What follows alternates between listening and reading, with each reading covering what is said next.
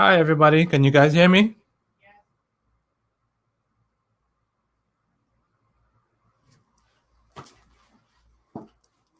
How's everybody doing today?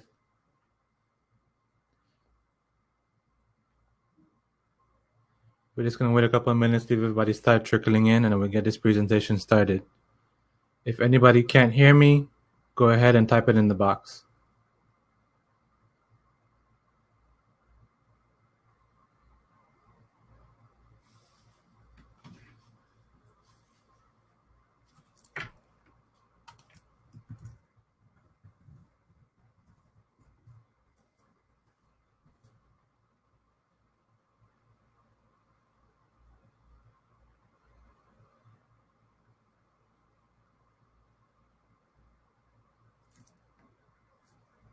Everyone can see my screen?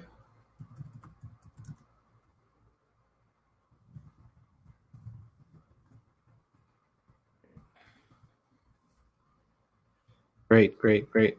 Where's everybody from today?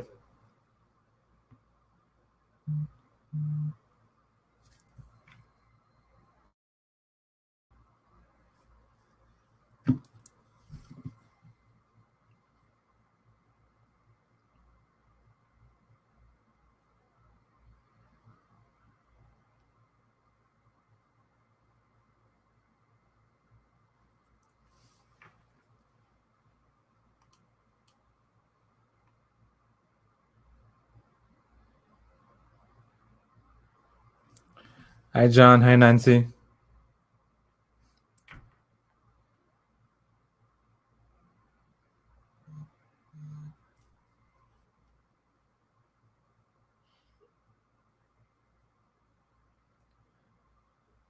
All right, we're just going to give it another minute, and then we're going to go ahead and get this started.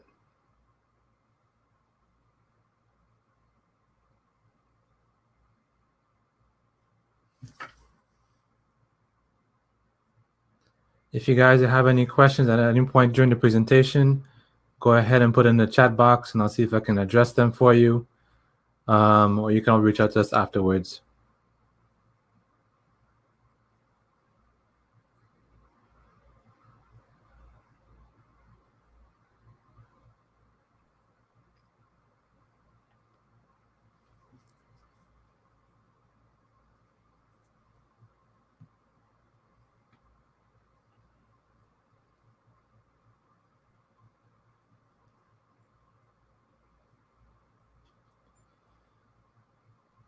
Okay, so I guess let's go ahead and get this presentation started.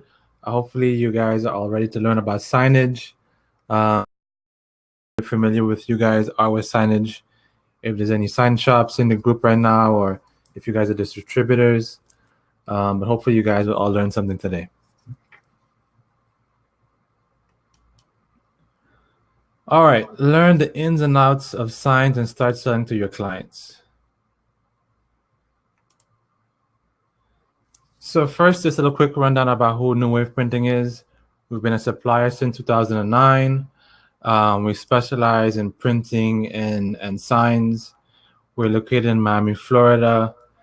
And we recently, launched our new website. We recently rebuilt it from scratch. So if you've been on a website, you may not find a lot of products at the moment. We're, constantly adding new products, which they should be noticed as a pop-up on the website. If you have not registered on the website, I encourage you to go ahead and register. There is a lot of perks to being a registered member, along with faster processing by placing orders online, pricing, shipping estimates, and there is sometimes incentives for ordering online only. All right, so signs are everywhere.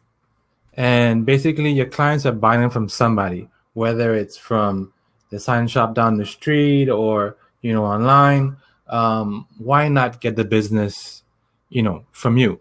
As a distributor, you're one of the most powerful assets because you have so much tools at your disposal to do pretty much everything. Don't limit yourself just to promotional products, which a lot of distributors do. You have whether you're ESP or ASI distributor or Sage, You have a lot of tools at your disposal to go ahead and offer everything to your clients as a one-stop shop. And that's definitely what we're here to try and help you guys do. So whether you need an indoor or outdoor sign, we can help you increase your sales. All right, let's talk a little bit about indoor signage and the ways you can use them, the different materials, and how they all differ. All right, so here you can see a couple different signage uses. One is the typical, behind the receptionist area sign. You can do them either small, wide, different materials. And as you can see, the different applications for indoor signage. One is just, an entrance lobby sign. The one in the top right, they went ahead and made it more of a kind of like an art piece that, showed the history of the company over the different years and the progress. These would be called an acrylic standoff sign because they come off the wall.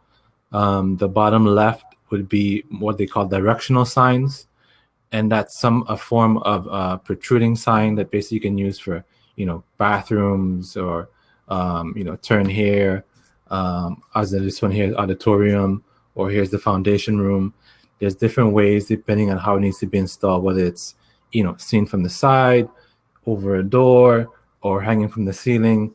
When it comes to signs, there's a lot of different ways you can use, one sign used the same way. Because if you look at the top right, the bottom right, and the bottom left, it's really all the same acrylic, but they're all held differently with different, attachments to go ahead and achieve, almost the same thing, same kind of goal. A little bit about outdoor signage. As you can see here, here's a couple different options.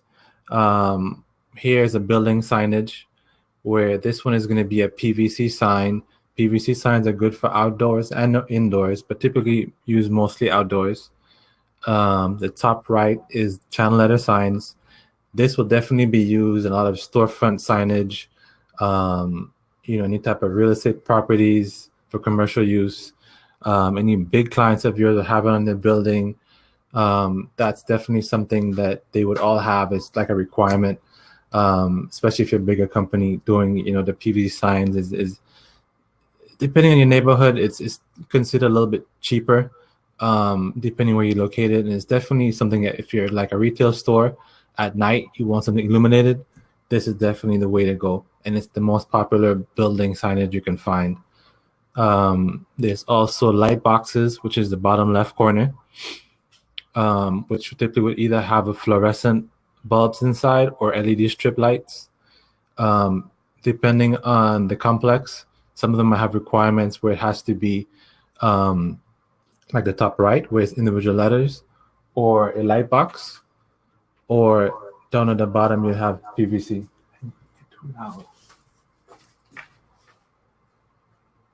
All right, we're going to talk a little about understanding the materials.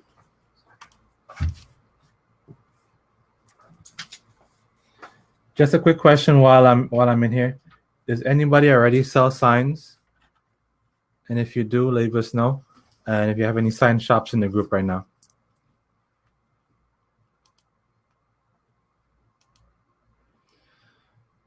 All right, indoor versus outdoor signage and things you should know about them. Indoor materials typically are because they deteriorate over time, especially like the foam. Anything foam is not good for outdoors. There is one particular material with foam, which is gator foam, that some people might use outdoors, but that's only suggested for short-term use. And the one thing about, if you do foam boards and think foam, it can easily get dented, it easily gets damaged, besides the fact that it can wear out, with the weather. Acrylic, PVC, and coroplast are also used indoors and can also be used outdoors. The one thing about coroplast is I would say that it's more of a short-term type of product. You might see those a lot with like political campaigns or anything that's temporary outdoors, with the little metal stakes you stick in the ground, yard signs, some people might call them. Those really are good for outdoors, but I wouldn't say, put my business sign on it as a permanent fixture. just because, for one, it's a thin plastic. It's somewhat easily damaged, because it's really, if you look at it up close, it's just a corrugated, plastic. So it is hollow. It can be easily bent, squashed, stuff like that. Outdoor materials would be PVC, acrylic. Acrylic, normally we'd only use it for LED signs, but you can use it outdoors. If you look at the image below, you can see that the subway sign, the face, that's always acrylic, because acrylic is good for luminosity, for the light to pass through it. And it also has LED light features put into it, so it helps with the transparency. Aluminum channel letters, which is the sign below. Aluminum composite is a combination of aluminum, a thin sheet of aluminum with a PVC core. And I think we're going to have another slide afterwards that shows you these closed up. Coroplast signage, that's the same thing we mentioned before. It can be used outdoors, but I would use that more for short-term use. And here you can see a quick picture of the different materials that we discussed. Aluminum composite, which is a thin layer of aluminum, and PVC. The one good thing about this particular product use is that you get the look of aluminum thickness, but at less of a cost because you put PVC in between it. On the right, you're going to see aluminum, which are good for wayfinding signs, outdoor signage like parking signs and stuff like that. That's typically what you would see, that in traffic signs, stuff like that. That's really what would be, they're really good for aluminum. You can use them for regular signage also, but the typical use that you see most often are parking and traffic signage. And I've seen some people use that for real estate signs also. Brushed aluminum composite, that's just a different finish compared to the one above. You can get just regular or a brush finish, just looks a bit more elegant. PVC in the middle. Basically, PVC is kind of like a, what's the best way to say it? Kind of like a hard plastic, powdered plastic material that we basically apply a full color print. This is our most, I would say, used material that we use often. We use that for our real estate signs, our post signs. We use it for routed letters, and pretty much any type of signage. We pretty much use that a lot. We also use that for some of our real estate frames also. And on the right, you'll see the foam board or foam core. People use different names: foam core, foam board, Gator board. Gator board is more of a brand that's more of a high density. It's more water resistant and wear and tear. It's more durable. So it's a little bit more expensive compared to the foam core. But if it's something that's going to be long-term use, I would just go straight towards using a PVC board instead. But using Gator board, it is lighter. So if there's an application where it needs to be lighter, then I guess you can use the Gator board or foam core. We honestly don't really sell too much foam core, because for the reason being is that, especially if it's being shipped, there's chance of it being damaged because it's so soft. So we really try to avoid doing it if possible, unless it's a big order, and then we, extra padding was put in place, and extra layers, which adds the cost in shipping. So if you do have a big order that you need 50 boards, maybe we can work it out and we'll just extra padding. But if you're doing let's say one board, it really doesn't make sense, because for one, it can snap in half, the edges could be dented, and it's just a nightmare with shipping, which we really don't like to deal with a lot of the time. Especially, you don't want to have to deal with your client complaining that they need it for an event and they got busted because UPS or FedEx was playing football with your product.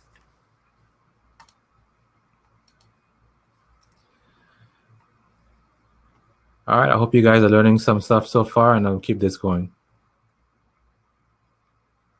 If there's any questions while I'm reading anything, please go ahead, put it in the box, and I'll get back to it.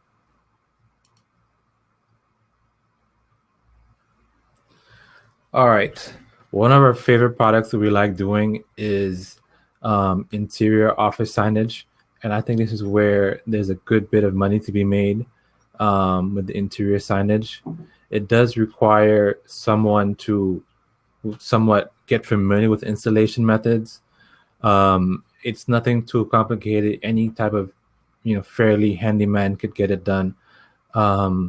It just takes a little bit of patience. The biggest issues I would say with this that makes it difficult is just making sure it's all straight before you permanently put it down. We do sell these products with templates. Well, not the right one, which I'll go over. A lot of these do come with templates, and you'll see it in the further slides what the templates look like, that basically help you with the installation. So the top right one, those are cast aluminum letters. These, I would say, are the most expensive option or premium option, I would say, because it's very heavyweight. It's all metal, but it does have a very, unique, elegant, and expensive look to it. Anything metal, people just love it because it looks like money. But these are the best ones to sell if you're looking profit-wise. The least expensive signage, I think, option would be the acrylic, the top right, acrylic with standoffs. Standoffs are those little silver screws in the corners. There are many different variations we can do with the standoff acrylic signs. You could put LED lights behind it. You can put a colored backing or frosted backing behind it. You can even go ahead and install 3D letters on top of the acrylic signage. The one thing I like about when you do the acrylic signage like this is there's less damage to the wall. It's really just 4 screws you have to install. So it makes it a lot easier to, overall work with than comparing to put up, 50 letters and worrying about it being straight. The bottom left is our brushed brushed aluminum foam. It has a aluminum face with a 1/2-inch foam core. So these give you the illusion of being thick without the heavy price tag of aluminum. Because just to throw out a number, you're going to be probably paying, let's say, half the cost to get that metal look compared to, the top left one. The middle one here is going to be acrylic letters. This is our favorite material to work with. That's because you get the nicest cuts possible. Anything laser, and I'll explain the differences between laser and CNC routing in a minute. But anything like small, fine letters, acrylic is the way to go because you get perfectly nice, sharp edges. Whereas with the CNC routing, you don't, and I'll show you that in a minute. Which you can actually probably see a little bit if you look at the bottom right corner. There's the R. It becomes more rounding than a point where it should be a point. And the right one is our routed aluminum letters. All right, a couple more signs just to show you a little bit of an idea how things work. Again, that's the light box. The bottom left is just us here putting together some signage. You can see how the inside of LED signs look. These are our backlit reverse channel letters. Reverse is because the light shows through the back versus the one in the middle is the lights are going to be shown out in the front. So if you look at them, you can see it has a little bit of more of a 3D lift, and the lights give it like a halo effect off the wall. The one in the middle, that's just the inside of how the letters look. And as you can see, this one actually has what they call a raceway, which is, I'm glad this is here. When you're doing outdoor signage for storefronts, one thing you have to keep in mind is the way that the wiring works is 2 ways. You either have to have access to the inside of the wall to do this type of work. So this case is all brick.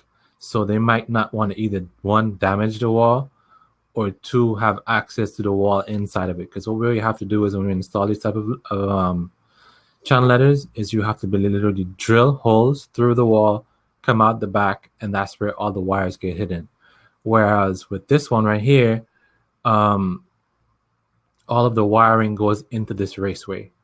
And that's something you have to kind of discuss with the properties and stuff like that if you do have access. But I would advise you that when it comes to channel letters and any type of outdoor signage, it does get a lot more complicated. I would say you have to find somebody locally who's licensed to help with installation. There is a lot of sign shops that do go ahead and help with this type of work. Like if you get the sign, they will go ahead and install it for you. But that's something you'll have to work out in your local area because it does require pulling permits, especially anything LED lighting, because that goes in fire hazards and stuff like that. So you do have to pull permits for that. And typically permits take at least about a month to get, run, and then plus the production time.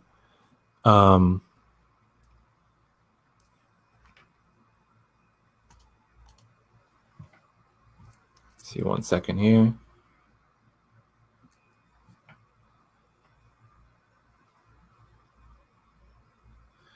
Okay, thought I saw a question come in. Actually, let me just answer that question. It says here, can you do a 2-color acrylic with standoffs between the layers, like a solid color with a smaller clear front, and then the vinyl decoration? Yes, you can do a 2-color acrylic. That's something that can be custom quoted. I mean, honestly, all of our signs, sorry about that beeping noise, are all made to order. We can customize everything. Signs, the one thing about signage is that it's all made to order. It's not like it's stock letters and stuff like that. It's all made. So if there's any particular project you've seen online or anywhere, just send us a picture of it and we can go ahead and quote it out for you. There's so many different variations of signage out there. It's impossible to show examples of everything. I mean, and I'll explain a breakdown of how our process works with submitting quotes for signage in a later slide.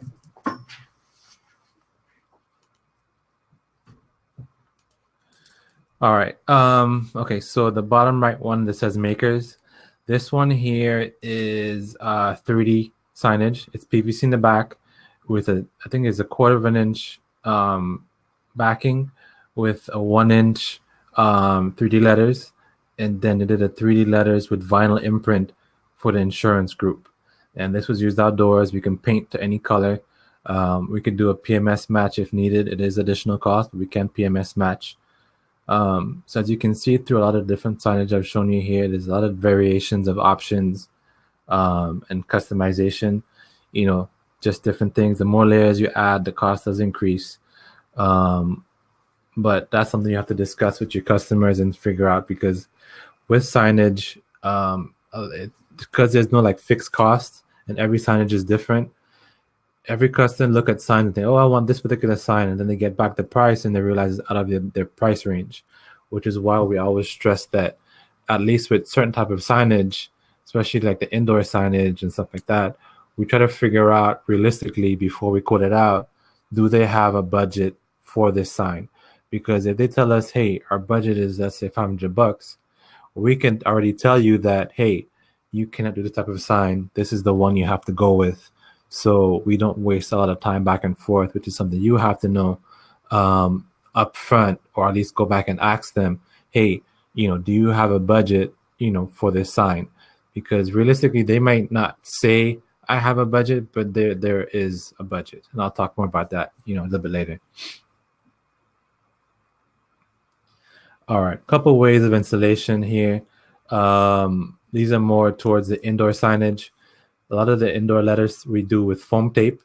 It's the easiest one to use, less damage on the wall, where it's just a double-sided foam adhesive tape that we put on the back of the letters, and you just peel it off and stick. And I'll go more into details on how you get that put on straight in the next slides. Brackets, these are more for the wayfinding signs, or like what's the word? I think they call them blade signs, actually, sorry. Where basically they stand out, so you're walking from either direction, you can see it. Velcro is another option. Velcro I would use more for stuff that maybe like on a podium where it needs to be changed for different sponsors and stuff like that. Or something you may change, maybe once a month or whenever for, let's say, corporate events, where you can just, swap out different, graphics. As far as installation methods for the indoor signage, again, there's a couple different ways we do it. Stud mounts, which are basically these little screws that basically come, well, you have to install them on the letters once you get them.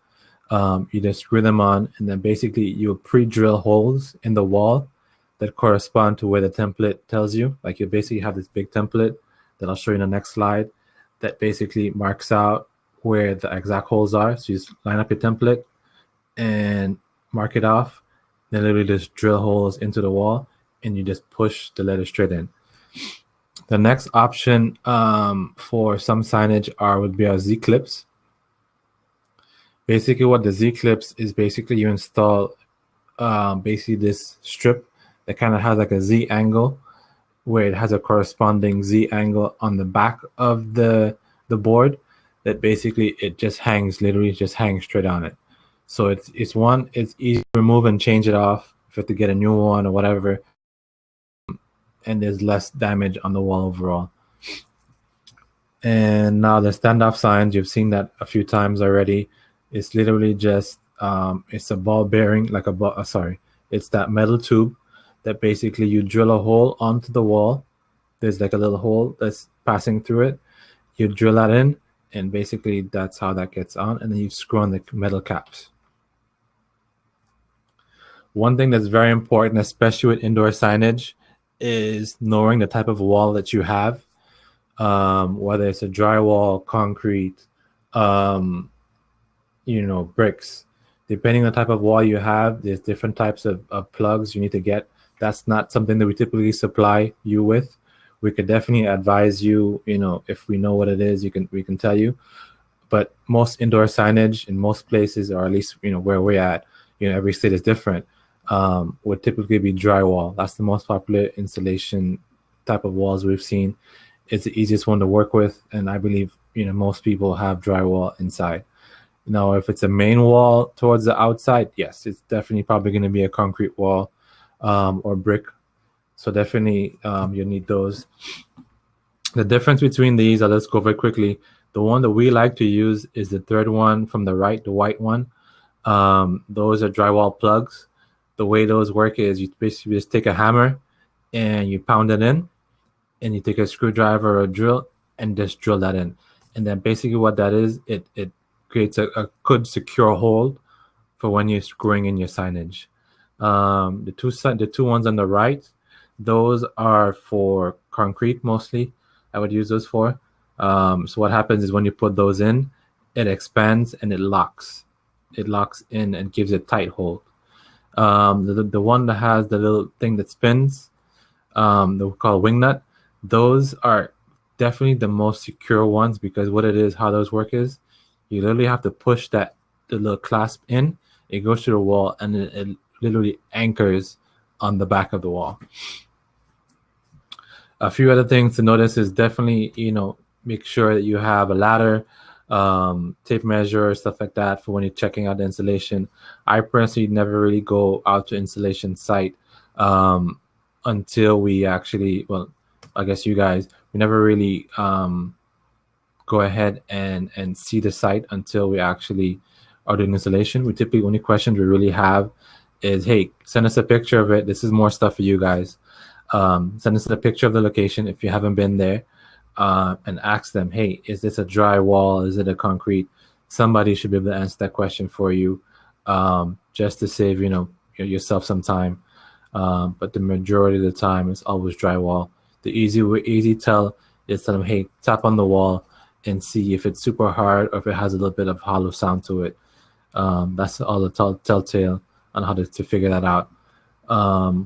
Or if there's wood, then wood is always the easiest one. If there's a wood wall, you can literally just drill straight into the wood with just the screws, and those would definitely be as secure as possible. All right, next slide here is basically showing how our templates look like. The top left is basically how we do our PVC or acrylic letters.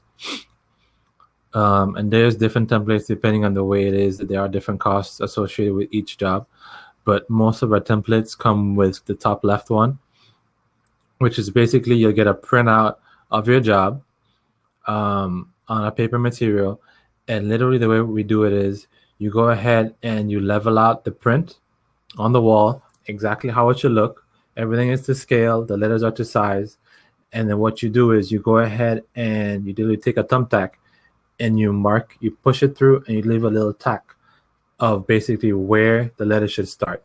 So you're going to go ahead and put in different, constraint parts of the letters. So let's say it's the S in the scalp. You want to go ahead and put one in the top right and the bottom left corners. So the way I like to work it is I go ahead and raise the paper up just to keep it aligned. I don't rip it off the wall yet. So I can, let's say, put down the letters back, put down the sheet back. So I can go ahead and see if I, forgot or I can't see where I placed it. And you literally just peel off the tape at the back of the letters and stick it on. And you keep repeating the process. You go ahead and you make all those little holes and just align them. Align them, align them, align them.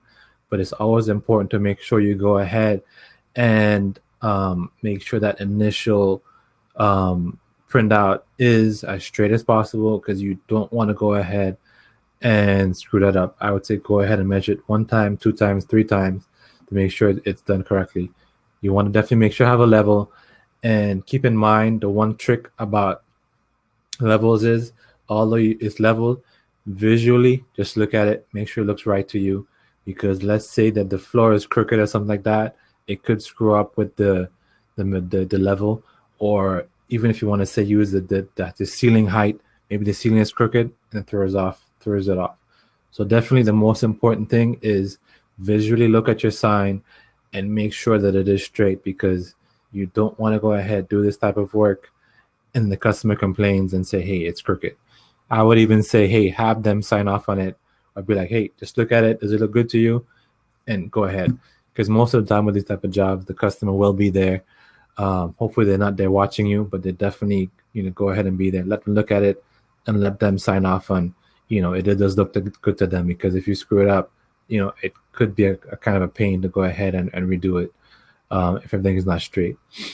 There is some room, to wiggle around a little bit, but then, the holes might show, or if it's the ones where we drill in the holes, there isn't that much room to be hidden. All right, so the bottom left with the O, those are the ones that we use a stud. So if you can see, those we have little X's where basically all you would do is drill a hole straight into the wall, and then you're going to go ahead and just push in those little anchor studs that we have in the back. This is a personal preference depending on if you drill the hole right. Sometimes you can go ahead and put glue to make it permanently stuck in there, or just go ahead and leave it, not glued in. I like to leave them not glued in unless it's super loose. I might just throw in a couple of dabs, but I don't want to put too much glue in there, because let's say it's a company that, they want to move with it or stuff like that. You don't want to have it where it's so stuck that you got to rip out the whole wall with it, and that takes a lot of repair. And just so you have an idea too, with this type of signage, you can also get spacers when you do the studs. So you can go ahead and raise the letters off the wall. You can do it the way it is right now, but it might not be as even. So you can go ahead and get, let's say, a 1/2 inch spacer stud, where you can go ahead and you push it on the wall and always evenly, it's going to be a 1/2 inch or whatever it is off the wall. Okay. And the one on the right, that's just our Z-clip picture of how it's installed. The Z-clips typically come with a level built into it. So it's normally just 3 or 4 screws. So you just screw into it, make sure it's level, and you just literally just drop your sign onto the wall. Let me see any other questions I could talk about this. No. All right, so CNC router versus laser cutting. All right. The one difference between CNC router basis laser cutting. The top left is CNC router, which basically is like a drill bit that basically just runs along whatever material we put onto the surface. You could do literally every material. You can do boards, you can do PVC, you can do acrylic, you could do aluminum, you can do wood on it. The one thing that keep in mind that anything small letters, it is not designed for that. I would say the minimum letters I would go with is about 3 inches. Just because if you look at the bit, it's basically a round head. So anything that gets super small, like let's say, like a letter E, you have that inside area of the letter E that should be like a straight point. It's literally impossible to get a straight point, and it will come out more round. Because if you look at, let's say, this right here, this example right here, the little triangles inside, they are basically all rounded. That's because, not because of the artwork necessarily, but that's just because the way that the bit works, it has to be rounded. So that's one, I would say, big disadvantage I find with it, is that, your letters aren't as straight, as you would like it to be compared to your artwork. But the bigger the letters, the less of an issue it is. Most clients never even notice it, care about it, or even see it. But that's just something I like to advise in writing whenever we do quotes or do anything like that. When we see the artwork, that basically you will have those rounding issues if the letters are very small. If you're doing big letters, especially outdoors, 10 inches, 8 inches, it won't be as big of an issue. But when you go down to like 3 or even a 2-inch, it's really going to start to look bad because it's so round that it changes the way the overall letter looks a lot.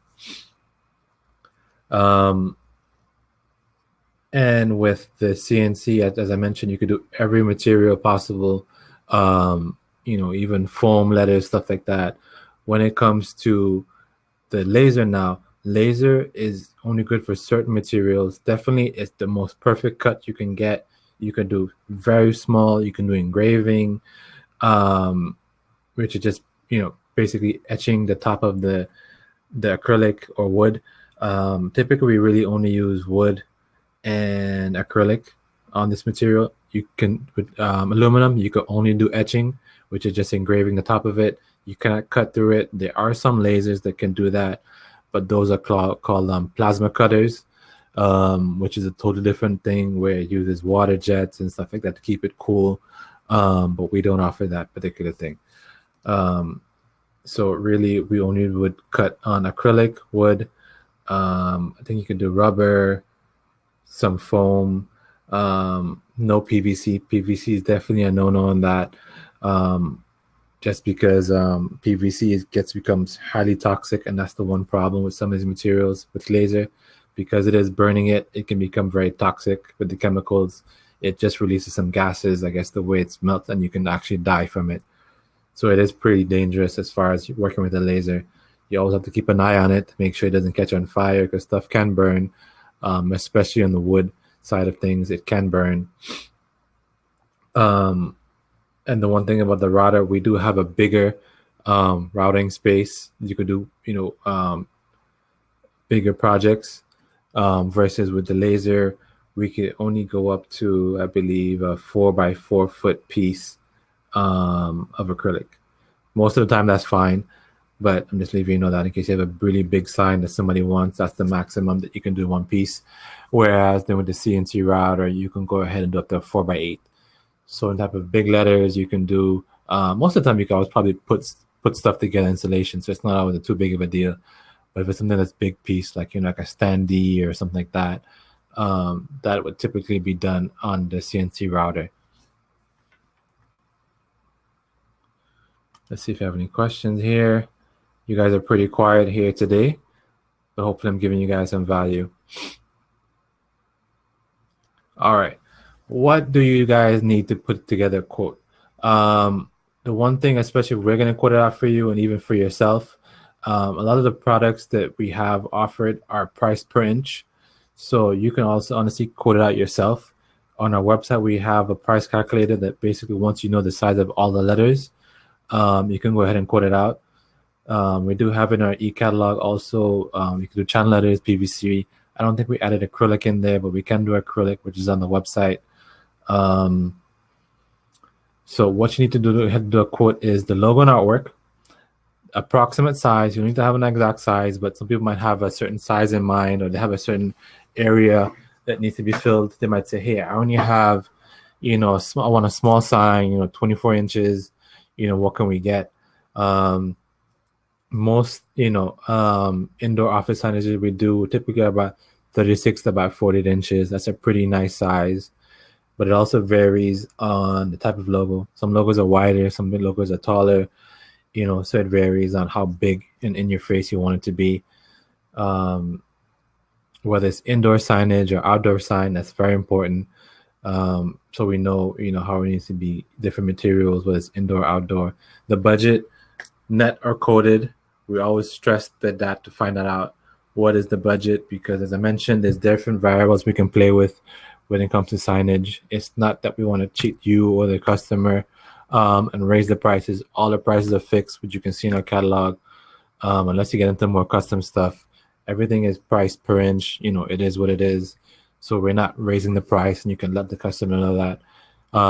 The per inch prices are fixed. For let's say a PVC letter, I think it's about $6 per inch. So we're not going to raise it or lower it. But the reason we need to know it is because if, let's say, you have a budget of $600, that means that what we could do is we can either, for one, make the sign smaller to get the price down, or two, we can go ahead and either change the material, or we can go ahead and use a thinner material. Because like with an acrylic, you can go ahead and do up to 1 inch, half an inch, quarter of an inch, even down to 1/8 of an inch. So, and there is considerable savings, doing all those things. And customers in general, you have no idea. You just see some amazing sign. Oh, I went to this place on, Fifth Avenue. This is amazing sign. I love it. I want this. Yeah, I want this versus what you can afford is two completely different things. You have to approach it in a very nice way, but realistically, some customers are just cheap, or they have a particular budget that they know, hey, it's not worth it for me to spend, $2,000 on a sign. It's crazy. Some people might say that, or hey, I don't want to spend more than $200.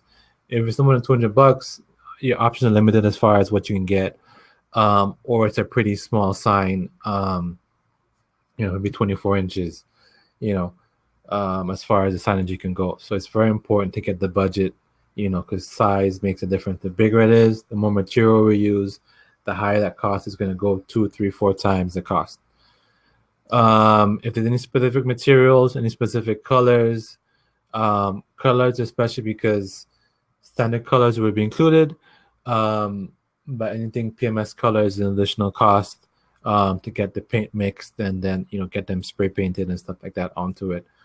But we definitely need to know that as far as that. If you have seen any projects somewhere else, you've seen it online, anywhere else, great. Send us a picture so we can go and quote it out, because as I mentioned, there's so many different ways you can build a sign. But some people are limited to what the imagination is, which is not a problem. Just go ahead, get my logo cut out, whatever colors it is, in 1/2 an inch. That's our most popular thing we do, is 1/2 an inch or 1/4 of an inch. Acrylic for indoors is our most popular material we do all the time. Laser cut is our preferred method of doing it, with an adhesive backing behind it. Let's see. For most signs, it's best to quote first for accurate pricing. The reason why we say that is, especially if you're not familiar with the process yet, go ahead and submit us the quote so you can go ahead and see the process. Literally, the way it works is back on the image we had before. I didn't go over that, sorry. Let's say this logo right here. You're going to B is 6 inches, the L is 6 inches, the U is 4 inches, the E is 4 inches, and the line below it is 12 inches. Literally, you add up each of these, inches, whatever that works out to be, sorry. Add up all these measurements. The longest piece is what we use, not the width, the longest measurement. So although this L is maybe, an inch wide, we use the 6 inches. Add these all lengths up, just the longest measurement of each piece. If there's a swoosh in between any loose pieces, that's considered part of it. If the letters are too big, we will break it down. Let's say if the L and the B and the U were connected somehow, we might go ahead and also just consider it a separate letter. We have seen some logos that work out to be, just because of the way it's put together, it might work out to have to be done separately. You add up all those things and you times that by the per inch price. So let's say if you were just doing the B by itself, you do six inches times, $6 per inch. That would be how you calculate that price. We do have minimums, 4 letters. So don't just say, hey, I want, 1U that's 2 inches tall. We won't do that. They'll have the minimum to set up the machine and stuff like that. For the most part, unless you've ordered it before and hey, I need to replace this U, we might make an exception and work it out for you. But for the most part, we typically have, I believe it's $100 or $75 minimum order on that to set up the machine. Okay, I'm running towards the end of the presentation. Different ways to place an order. You can go ahead and email orders and quotes to sales. Artwork goes to art@newwaveprinting.com. Always want to have vector artwork is preferred. For quoting, sometimes, if you don't have it yet, JPEG is okay. We definitely prefer to get a vector artwork so we can go ahead and scale it out properly and, check to make sure there's no potential problems. You can also go ahead and order on newwaveprinting.com. Most of the stuff can be ordered online. All our basic products are added there at the moment. We have, I think you can order right now online. You can do PVC signs and acrylic letters can be ordered on there, which has the breakdown on how to order the signs there also. Let's see what we have next here. Okay, all right. So we do have towards the end of the presentation. If you guys do have any questions, go ahead and please go ahead and put it in the question box. If not, we will go ahead and start wrapping this up. Let's see. I think I have a couple questions here that somebody submitted on the side. Do you do LED light boxes? Yes, we do LED light boxes. We can do that. Submit a custom quote for that. Typically, the way those work is just leave us know the length and the width of it, and we'll go ahead and quote that out. We typically really only do outdoor LED light boxes, though, just because the minimum LED requirements we set up for that. We do because it's not really too good for indoors. It's because most people want to have a super thin LED light box, and we do have a certain depth requirement for the LED lights not to show what they call hot spots, which is basically like the LED light shining glaring into it. So it's special LED lights are required to have it super thin. So the thinnest we go, I believe, is about 3 inches for the light boxes. But we can do light boxes, not a problem. LED or fluorescent lighting. Just keep in mind, LED light boxes need to be shipped freight. And freight typically started about at least $200 to $300 for freight. Even if it's, a pound in weight, for whatever reason it is. If you're doing a big sign, anything bigger than, I believe, 2 by 7 inches, I believe, cannot go UPS. Or whatever the measurements overall, they use a certain girth. It has to be shipped freight. And normally those start at about $300 for freight, no matter what it is. If it's, it could be weighing a pound, but due to the size, it has to go freight. And that's something we have to calculate online. Let me see any other questions.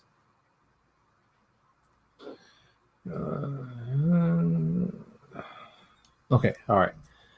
Any sample packages show the customer material for your customer? Yes, we do offer samples. I don't know if we have particular sample packages as far as the letters go, but we do have more samples on the materials, more like the PVC, the coroplast, PVC, coroplast, acrylic we'll have.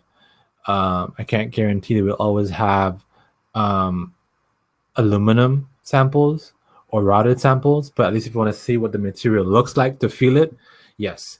But we can't guarantee that there is always going to be, routed samples or stuff like that, because typically whenever we do them, we just typically have It's made for the customer and that's it.